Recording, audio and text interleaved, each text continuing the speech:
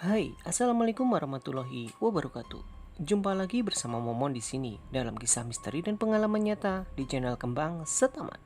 Terlebih dahulu ucapkan hai untuk para penghuni gaib dimanapun kalian berada. Kisah kali ini datang dari penulis bernama Firdaus atau kalian bisa langsung kunjungi Facebooknya dan jangan lupa follow juga akun penulisnya. Tapi sebelum kita masuk ke cerita, seperti biasa berikan dulu jempol kalian dengan cara like, komen, dan subscribe untuk menambah daya magis pada channel ini. Kisah ini berjudul Gagang Pintu. Tanpa harus berlama-lama lagi, mari kita tebar misteri. Aku masih teringat di malam itu. Yap, malam yang kelam dan sangat membuatku trauma jika melihat pintu yang bergoyang. Aku mendekati adik sepupuku yang telah menduduki kelas 3 SMK itu. Sambil menepuk pundaknya, aku menodongkan segelas kopi luwak untuknya. Cara menyogoknya untuk mengantarkanku ke tempat kos teman kampusku. Aku tahu kamu menyuruhku untuk mengantarmu, bis, katanya sambil menyeruput kopi panas. Gak jauh kok, Vin. Lagipun ini masih awal jam 5 sore juga. Kasihan temanku, dia sendiri di kosnya, kataku. Baiklah. Tapi tunggu sebentar, izinkan aku menyelesaikan gameku dulu. Jawabnya sambil mendorong lenganku agar menjauh darinya. Aku hanya bisa bersabar menghadapi sosok sepupuku yang bawel itu. Akhirnya entah karena terpaksa atau tidak, Kevin mengantarku ke tempat kos temanku. Aku disambut hangat dengan pelukan oleh Siti. Lama nunggu ya Siti, kataku. Enggak kok Bismi, aku malah seneng kamu akhirnya datang, katanya sambil membungkuk sedikit ke arah adikku. Adik sepupuku tersenyum dan pamit karena hari juga semakin sore. Aku membawa tas ranselku ke dalam kos Siti. Mungkin beberapa bulan ke depan aku akan sering menginap di kosnya.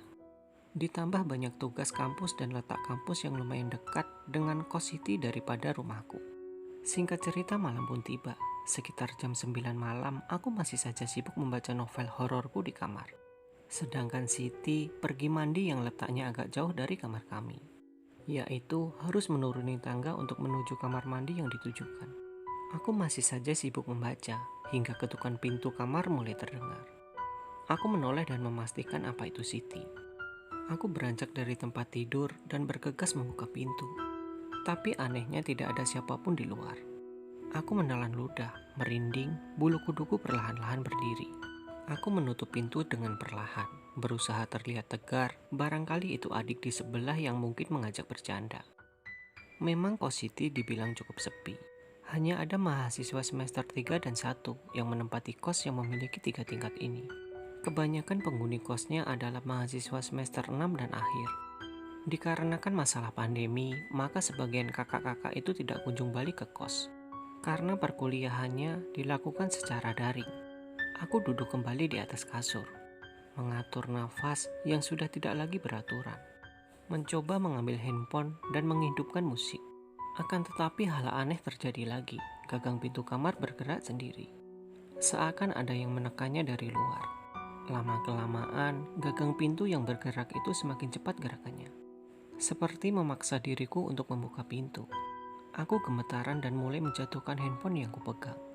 Ya Allah, kumohon selamatkan aku, kataku sambil memejamkan mata. Alhasil aku membaca surat kursi sebanyak 3 kali. Dan alhamdulillah gagang pintu yang bergerak itu berhenti. Aku bergegas langsung membukakan pintu.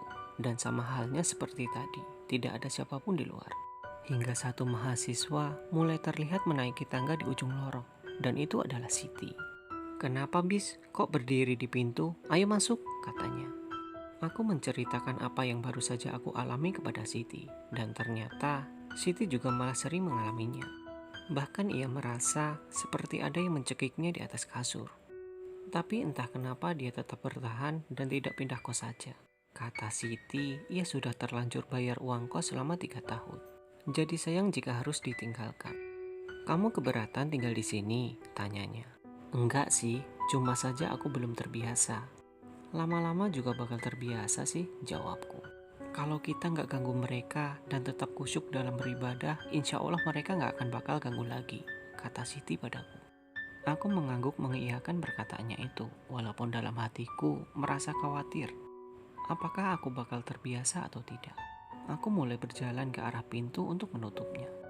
Dari ujung kos tepatnya di mana tangga berada, aku melihat seorang wanita sedang melayang tepat di atas tangga itu.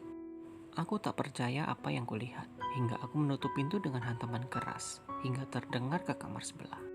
"Hei, kamu kenapa?" kata Siti yang juga terkejut. Aku hanya diam sambil mengatur nafasku yang sudah tidak beraturan lagi.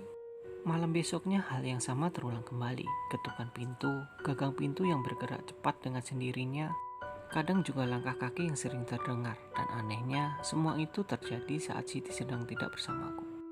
Wow, sampai sekarang saja, tepatnya tanggal 13 September tahun 2021. Aku masih saja tinggal di kos Siti, dan alhamdulillah kejadian itu secara perlahan menghilang.